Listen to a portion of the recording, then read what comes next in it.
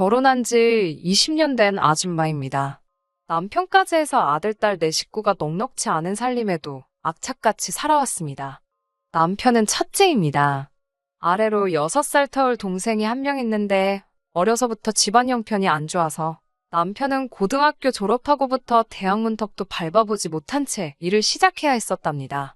그래도 남편이 일을 시작하게 되면서 집안에도 어느 정도 여유가 생겨서 동생만큼은 지원을 많이 받을 수 있었다네요. 그래서 남편 가보지 못한 대학도 다녀왔고 괜찮은 직장에 취직할 수도 있었답니다. 거기까지 들으면 인간극장에 나올 정도로 감동적인 휴먼 스토리겠지요? 하지만 참 안타까운 것은 오히려 시댁에서 지원은 변변찮은 스펙의 남편보다 남편 덕분에 대학까지 가게 된 도련님이 소위들 말하는 몰빵을 받게 되었다네요. 물론 그 시절을 함께하지 않은 저로서는 거기에 얽힌 이야기와 사연들에 대해 정확히 모르지만 응당 내 남편에게도 와야 했을 기회가 한 번도 오지 않았다는 게 참 아쉬울 따름이었습니다. 인생의 만약이란 없지만 그때 기술이라도 배웠다면 지금보다는 더 나은 삶을 살지 않았을까 해서요. 남편은 심성이 참 좋습니다. 저도 집안 형편이 넉넉한 편은 아니었지만 더 좋은 시집자리들 두고 남편을 선택하게 된 건 그 착한 마음 씀씀이 때문이에요. 물론 남들보다 출발점이 훨씬 뒤에 있었기 때문에 안 해도 될 고생을 한 건 사실이지만 후회한 적은 한 번도 없습니다. 하지만 힘든 적이 없었다고 하면 거짓말이겠죠. 너무 분해 잠 못 이루던 적도 있었어요. 처음 저희가 결혼하겠다는 걸 알리러 시부모님 찾아뵈었을 때도 두 분은 썩 내켜하지 않으셨어요. 처음에는 제가 성에 안 차나 마음에 안 드시나 걱정했는데 이유가 참 말도 안 되는 거더라고요. 남편이 결혼을 하고 한 집안의 가장이 되면 당장 시부모님 입장에서는 집에 생활비를 벌어오는 남편이 사라진다는 게 가장 큰 이유였어요. 결혼하는 과정에서 들어가는 비용이라든지 시댁에서 지원해줘야 하는 돈이라던가 이런 것조차 아깝다고 생각하는 건 당연한 이유였고요. 주변에서도 그게 무슨 경우냐며 제 결혼을 반대하던 지인들도 많았습니다. 그래도 저는 남편에게 갖고 있는 신뢰도 컸고 이 사람이라면 조금 부족할지언정 행복하게 살 수 있을 거라 믿어 의심치 않았습니다. 거기에 더불어 남편 또한 이런 상황이 지긋지긋하다며 하루라도 빨리 탈출하고 싶어 했어요. 저도 남편의 식구들이 남편을 대하는 태도나 요구하는 것들을 직접 눈으로 보았기 때문에 나까지 이 사람을 저버린다면 영영 이 사람은 자기 가족들을 위해 희생만 하게 될 거라는 생각이 들었습니다. 무슨 만용이었는지 이 사람을 구원해줄 사람은 저 하나뿐일 거라는 생각을 했고 시부모님의 반대에도 우리는 결국 결혼하게 되었습니다. 당연히 시부모님은 결혼식장에서도 협조적이지 않았어요. 초지일관 무슨 불만 가득한 표정으로 식장에 계셨고 축복받아 마땅한 자리에서 가장 기뻐해 주셔야 할 분들의 응원 없이 결혼을 하게 되었습니다.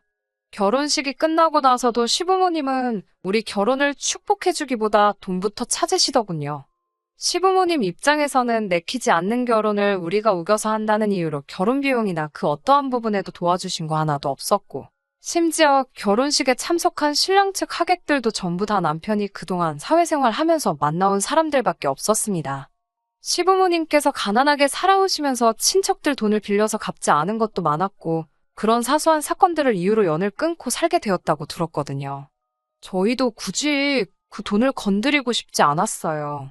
당연히 시부모님이 가져야 할 돈이라고 생각한 건 아니지만 말하지 않아도 스스로 그 돈에 욕심을 부리실 거라는 걸 알고 있었기 때문에 애초부터 포기하고 있었습니다.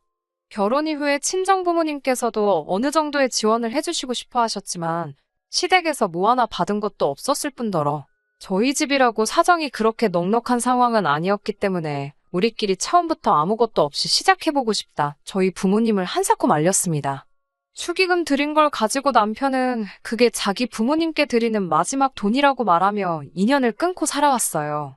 처음에는 돈 필요하다는 연락도 자주 받았습니다. 이제 둘이서 버니 더 여유가 있지 않느냐는 말도 안 되는 논리로 대놓고 남편에게 생활비를 요구했지만 남편은 단호하게 거절했습니다. 이제 자기도 가장이고 챙겨야 할 가족이 있으니 생활비를 더 이상 줄 수 없다고요. 시아버지는 대번에 남편 뒤통수를 손바닥으로 후려갈기시더라고요. 본인이 너를 그렇게 키운 적 없다고 아주 여자한테 홀려서 가족이고 뭐고 눈에 보이는 게 없냐고 아주 입에 담기도 힘든 욕을 하시더라고요. 남편은 그 상황에서도 꿋꿋하게 축의금 드린 걸 마지막으로 더 이상 도와드릴 수 없다는 말만 반복했고, 시아버지의 손찌검에도 말을 바꾸지 않는 남편의 모습에 두 분도 곧 포기하시고 가시더군요. 가는 길에도 폭언은 잊지 않으셨습니다. 여자한테 홀려서 가족 등지는 사람들 중에 잘 되는 사람 한 명도 본 적이 없으시다고요. 어디 한번 얼마나 잘 사나 두고 보자며 있는 대로 성질을 부리고 나가셨습니다. 우리는 방 한 칸짜리 비좁은 원룸에서 신혼생활을 시작했어요.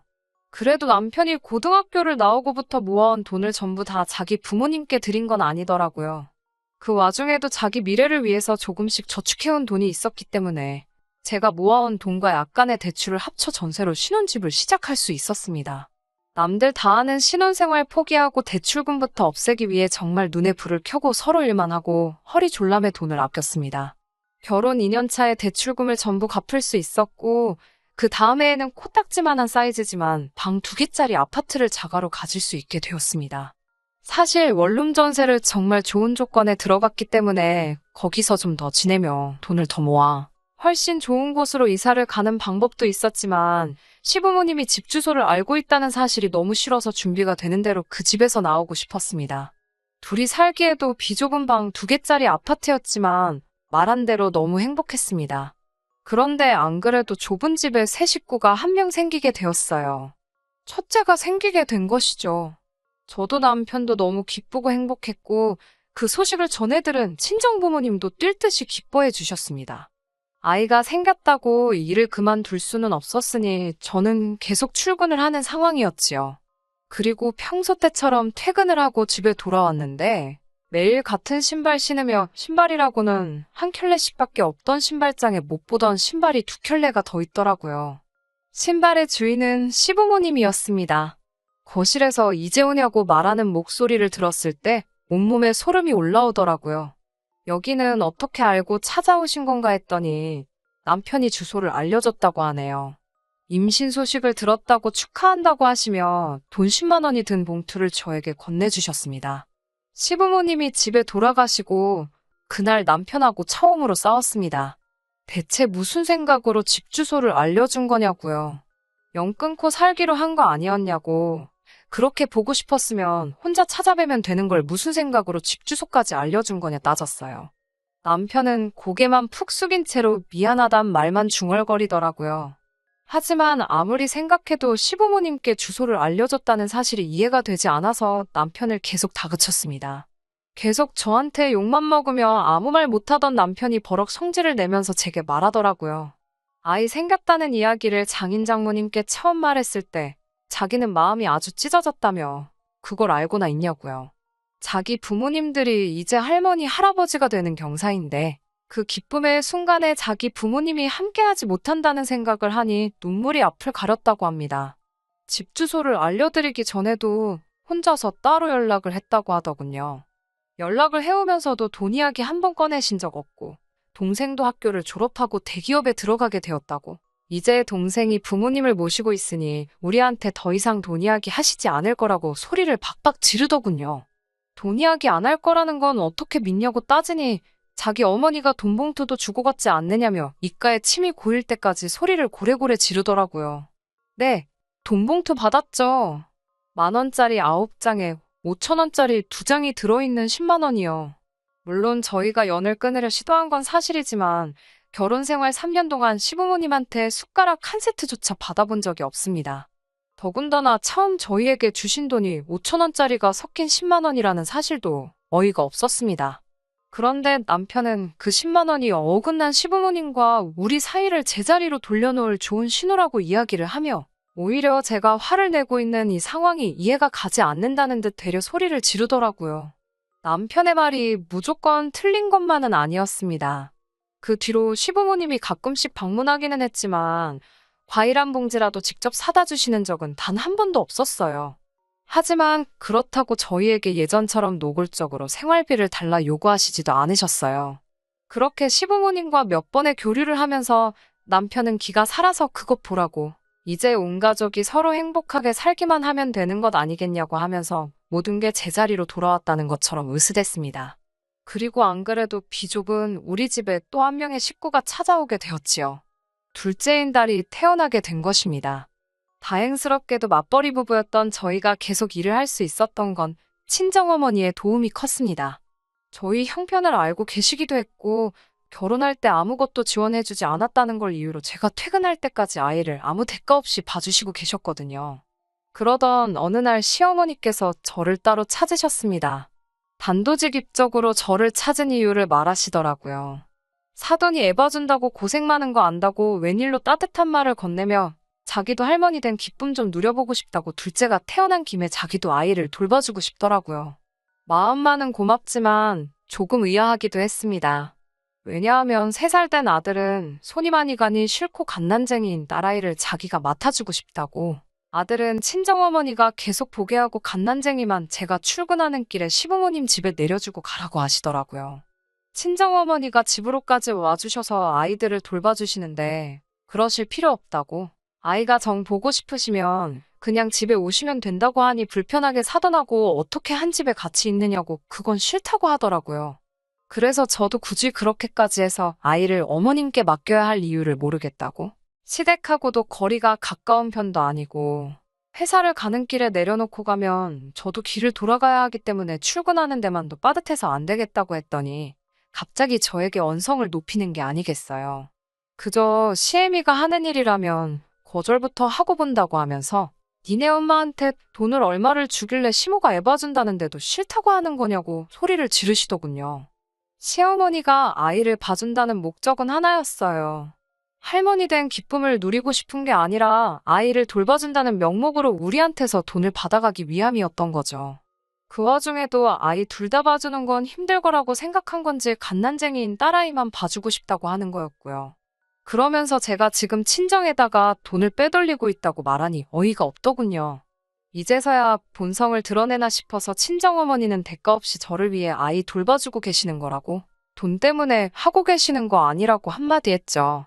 시어머니는 입에 침이나 바르고 거짓말을 하라고 말하고 믿을 생각도 안 하셨고요. 아무튼 아이는 어머님께 맡길 생각 없고 봐주신다고 해도 돈을 드릴 여유도 없다고 말했습니다. 시어머니는 아직도 본성이 안 바뀌었다며 혀를 차시고 저도 더 길게 이야기하기 싫어서 자리 박차고 나왔습니다. 그날 저녁에 남편하고 싸운 건 두말 할 것도 없고요. 정말 두 아이 태어났을 때까지 남편과 싸운 일이 손에 꼽았는데 2번 다 시부모님이 연관된 일이었네요. 하지만 보라고 결국에는 또 우리에게 돈을 요구하신 거 아니냐 따졌더니 남편은 그게 어딜 봐서 돈을 달라고 하신 거냐, 그건 돈을 달라고 한 게 아니고 정당한 대가를 요구한 거라 고집을 부리더라고요. 당연히 자기 엄마 입장에서는 우리가 친정에 돈을 주고 있는 걸로 충분히 오해할 수 있는 상황이지 않냐고 잘 이해할 수 있게 설명을 드렸어야지, 그저 시자 들어가는 자기 부모님 일이라면 매번 그렇게 불만을 갖고 들으니 좋게 들릴 수 있겠냐고 하더라고요. 그렇게 남편하고 대판 싸우고 냉전을 하고 있던 와중에 시어머니가 저에게 노골적으로 아이를 봐줄 테니 돈을 달라고 요구한 이유를 알게 되었습니다. 그건 바로 도련님 때문이었어요. 이제 장가갈 준비를 하던 도련님을 위해 한 푼이라도 더 돈을 지원해주고 싶으셨던 거죠. 대놓고 저희한테 둘째가 장가가니 돈을 내놓으라 할 상황이 안 된다는 걸 알고 계셨으니 아이 봐준다는 걸 이유로 저희 돈을 가져가려고 했던 거죠. 그 사실을 어떻게 알게 되었냐면 도련님 장가 보내기 위해 이래저래 노력을 해봐도 돈 나올 구멍이 첫째인 남편밖에 없었으니 나중 가서는 대놓고 동생 장가 가는데 너네는 아무것도 안 하냐며 돈 1,000만 원이라도 내놓으라는 식으로 나오시더라고요. 둘째가 시집가는 집안이 무슨 집안인지 아냐며 나중에 가서 아쉽게 안 할 테니까 투자한다고 생각하고 막무가내로 저희가 가지고 있는 여유자금을 다 내놓으라고 하셨어요. 남편 입장에서 그 돈을 주고 싶었는지 주기 싫었는지는 모르지만 그래도 그간 저한테 해왔던 소리나 으스대던 게 있기 때문에 그 말에는 대번에 거절을 해주더군요. 지금 와서 생각해보니 절 위해 그런 대답을 한 거라지만 별로 고맙지가 않네요. 차라리 그때 준다고 했으면 제가 질려서라도 결정을 일찍 내렸을 거라는 생각이 들 때가 있거든요. 아무튼 그렇게 시부모님 시커먼 속내를 다시 알게 되고 그러면 그렇지라는 태도로 일관하니 남편도 더 이상 저에게 시부모님이나 도련님네와 좋은 관계로 지내기를 강요할 수 없었습니다. 그리고 그제서야 저도 내면의 평화가 찾아왔고 친정어머니께서 계속 아이를 돌봐주면서 저도 회사 일에 집중하며 지내올 수 있었습니다. 그리고 그렇게 시댁과는 연을 끊고 지냈네요. 남편이 뒤에서는 연락을 하고 지냈는지는 몰라도 저는 아무리 시어머니한테 전화가 온다 해도 받은 적 없었고 집까지 찾아온다고 해도 문 열어드린 적 없습니다. 남편 속이 그때마다 타들어간 건 알겠지만 저는 더 이상 그 사람들에게 빈틈을 보여주고 싶지 않았거든요. 제가 얼마나 단호한지 충분히 인지를 하는 분들이시니 연락이 끊기는 건 그렇게 오래 걸리지도 않았어요. 아무튼 그렇게 지긋지긋한 10월도와 이별하고 현재까지 아득바득 살아왔습니다. 그리고 드디어 방 3개짜리 40평형 아파트를 갖게 되었습니다. 경기도에 새로 개발된 신도시이긴 하지만 신축 아파트이고 처음 이삿짐 드리는 날에는 감개가 무량하더군요. 그 비좁은 집에서 부대끼며 살며 참 고생도 많이 했습니다. 초등학교 때까지야 애들이 어려서 한 방을 쓰게 했지만 아이들 커가면서 더 이상 같은 방을 쓰게 할 수 없었고 그때부터 첫째인 아들이 희생해서 거실을 자기 방처럼 사용했습니다. 구석의 작은 책상에서 공부하고 거실인지라 그 흔한 침대도 놔주지 못하고 이제 다 끝났다 생각했는데 15년 가까이 연을 끊고 지낸 시부모님이 또 저희 집으로 찾아오셨더군요. 어떻게 오셨는지는 궁금하지도 않았습니다. 뻔하게도 남편이 모시고 왔더군요. 집 이리저리 다니면서 신축 아파트라 그런지 집이 참 좋다며 구경을 하더라고요. 제 속은 속이 아니었죠. 언제 가실런지 싶더라고요. 이번엔 또 어떤 이유를 대며 돈을 내놓으라고 하려나 예상하고 있는데 제 예상과는 다르게 저희에게 달마다 돈을 주겠다고 하시더군요. 첫째가 쓰기로 한 큰 방에 가셔서는 화장실도 바로 방 옆에 붙어 있으니 자기들이 이 방을 쓰면 좋겠다고 하시네요. 우리 집에 와서 살겠다고 말하는 거죠. 누가 살게 해준다고 했냐고, 왜 또 15년 만에 갑자기 오셔서 그런 말을 하시냐고 했더니 이번엔 다르다고 네가 좋아하는 그 돈 우리가 줄 테니 여기서 살겠다고 막무가내로 우기더라고요. 그 돈이 얼마나 되는지는 모르지만 궁금하지도 않았고 같이 살고 싶은 생각도 없었습니다. 말도 안 되는 소리 하실 거면 그냥 돌아가시라고 두 분을 문 앞으로 내모니 그제서야 저한테 부탁하듯이 제발 이 집에서 살게 해달라고 말하며 본인들 사정을 설명해 주더라고요. 남편 돈까지 뜯어가며 올인했던 둘째한테 손절당한 지 오래라고 하덥디다. 빚까지 내가며 장가를 보냈는데 경제력 없던 시부모님이 그 돈을 갚을 방법은 따로 없으셨죠. 그래도 어떻게든 이자만큼은 두 분이서 충당을 하려고 했고 원금은 도련님이 버는 돈으로 메꾸고 있었나 봅니다. 도련님과 결혼한 동서네가 얼마나 대단한 집인지는 모르겠지만 그 대단하다는 집안에서 시댁으로 돈이 들어가고 있는 상황이 썩 달갑지는 않았나 봅니다. 그 말을 듣는데 뿌린 대로 거둔다는 말이 괜히 있는 말이 아니로구나 싶었어요. 친정어머니가 아이 돌봐줄 때 거기에 돈을 얼마를 주는 거냐며 성질 뻑뻑 내던 시어머니 모습이 스쳐 지나가더라고요. 아무튼 도련님이 어떻게든 무마할 수 있는 단계를 지나고 나니 시댁으로 돈 빼돌리고 있다는 걸 이유로 더 이상 몰래몰래 시부모에게 지원을 해준다면 이혼하겠다는 이야기까지 나왔나 봅니다. 너무하다고 생각할 수도 있지만 그쪽 입장에서도 남자가 해온 집 때문에 딸을 믿고 보낸 건가 본데? 막상 결혼하고 나니 그게 전부 다 빚더미고 그 돈을 갚아야 하는 게 자식들이다 보니 그쪽에서는 사기 결혼했다 싶은 마음도 있었을 테니 이해가 가더라고요. 그리고 그렇게 몰빵했던 둘째에게 손절당한 시부모는 마지막까지 본인들이 살고 있는 집까지 정리해서 남은 빚을 갚아줬고 남은 돈 얼마 되지 않는 거 들고 나와서 그 돈을 우리한테 줄 테니 방 하나를 내놓으라는 식으로 찾아온 거지요. 어떻게 보면 참말년에 불쌍한 사람들이 되었지만 이해해주고 싶은 생각 하나도 없었습니다. 여태까지 남편에게는 그 어떤 지원조차 하지 않고 오히려 앗아가기만 했던 사람들이 아무렴 이제 더 이상 갈 곳이 없어 찾아왔다지만 그렇게 하도록 두고 싶지도 않았습니다. 하지만 슬프게도 남편은 저와 같은 생각이 아니더라고요. 결혼 생활 20년간 3년 남짓한 시간을 제외하고 연을 끊고 살아왔지만서도 자기 부모를 저버릴 수 없었나 보더라고요. 시부모님 두 분이 처음으로 저한테 굽신대며 돌아가신 그날 밤 남편은 어떻게는 저를 설득하려고 하더군요. 십몇 년의 시간 동안 얼굴 한번 안 보고 살지 않았느냐. 20년 되는 세월 동안 나리에 부모 등지고 살았으니 남편 도리는 충분히 다 한 것 같다고 이제는 자기가 자식된 도리를 하게 해달라 하더라고요. 그렇게 못한다면 어떻게 할 것이냐 물었더니 그러면 이혼을 해달라고 하더군요. 어처구니가 없었어요.